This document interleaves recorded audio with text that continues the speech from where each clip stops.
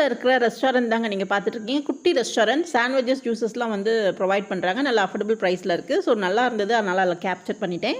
And இந்த 1 minute ஸ்டோரியில நம்ம என்ன ஸ்டோரி ஷேர் பண்ண போறோம் அப்படின்னு பார்த்தீங்கன்னா, முற்பகல் செய்யின் பிற்பகல் விளையும் சொல்லுவாங்க இல்லைங்களா? அது 100க்கு 100 உண்மைங்க. நான் பிராக்டிகலா நெறைய விஷயம் பார்த்துருக்கேங்க. அதில ஒரு குட்டி ஸ்டோரி உங்ககிட்ட ஷேர் பண்றேங்க.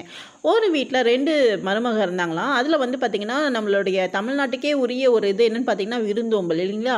அவங்க வீட்டுக்கு கெஸ்ட் வந்திருந்தாங்களாம். ஃபர்ஸ்ட்டு மருமக வந்து நல்லா அழகா உபசரிச்சு, ரொம்ப ஆசையா, அரவணைப்பா, ரொம்ப பாசமா வந்து அவங்கள உபசரிச்சு அவங்கள அனுப்பிச்சு வச்சாங்களாம். அடுத்த மருமக, "நான் எதுக்கு இவங்களுக்குலாம் செய்யணும்? உங்களுக்கு வேற வேலை இல்லையா?" அப்படின்ற மாரி யோசிச்சாங்களாம். அதனால அவங்க செய்ற அந்த டிஷ்ஷஸ்லலாம் எல்லாமே அப்நார்மலா இருந்துங்க. எதுவுமே நல்லா இல்லைங்களாம்.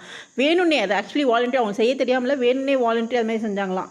நாளடைவில என்னாச்சு 2 மருமகளுக்கும் வயதாகுது. நோயுற்று இருக்காங்க. அப்போ வந்து பார்த்தீங்கன்னா, விருந்தாளியா வராங்க இல்லையா? அவங்க வீட்டுக்கு வந்து உதவி கேட்குற மாரி ஒரு போற நிலைமைக்கு வராங்க. அப்போ அந்த ஃபர்ஸ்ட்டு மருமக வந்து ரொம்ப பாசமா, அரவணைப்பா அவங்களுக்கு அந்த ரிட்டர்ன் கிடைக்குது. பட்